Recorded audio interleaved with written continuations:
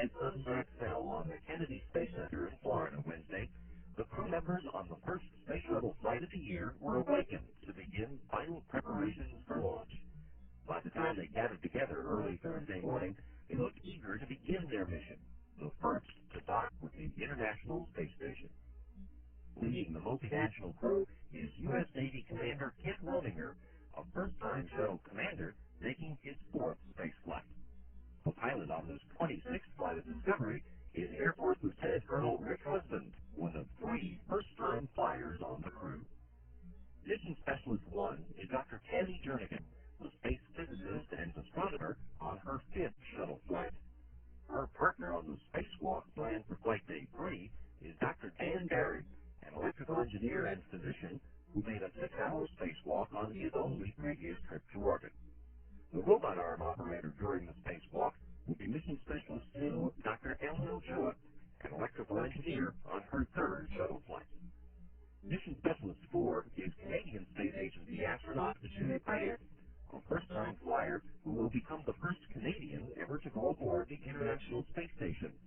And Mission Specialist 5, another spaceflight rookie, is Russian Air Force Colonel and test pilot Valery Tukarev, a longtime cosmonaut who trained to fly the Russian space shuttle, Buran. Early Thursday morning, the 7 crew members left their quarters to the applause and the cheers of friends and coworkers and climbed aboard the Astro van for the ride to Launch Pad 39B. Once there, they followed Rominger on board the shuttle and strapped themselves into place for the ride to orbit. As the clock reached the T-minus 9-minute mark, the countdown entered a planned hold of 45 minutes, which allowed mission managers to finalize the launch time setting up the most desirable rendezvous with the station, and with the mission managers in the United States and Russia to ensure that all was ready to begin the flight. Launch Director Ralph Rowe radioed Rominger with the good news. Hey, I'm on the launch team, ready to vehicle, ready to go. You got that, great man. Thank you. I appreciate the hard work you did for your first test vehicle. Copy that, TJ.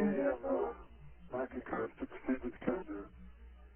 Minutes later, the clock resumed its countdown to launch, and the astronauts ran over their final checklist. Then they closed their helmet visors and got set for the shuttle's main engines and solid rocket boosters to send them on their way to the International Space Station, which was orbiting high over the east coast of the United States, just a few hundred miles north of the launch site.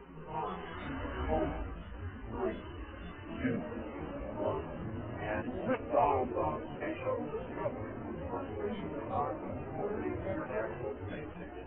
The vehicle has cleared the tower. These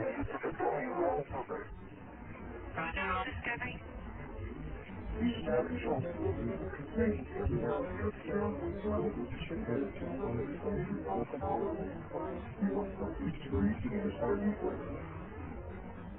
A short time after reaching orbit, the astronauts opened the shuttle's delocation doors and set up the crew cabin for on-orbit operations, and then began winding down a long, very busy day and preparing themselves for sleep, with an eye to starting their first full day in space Thursday evening.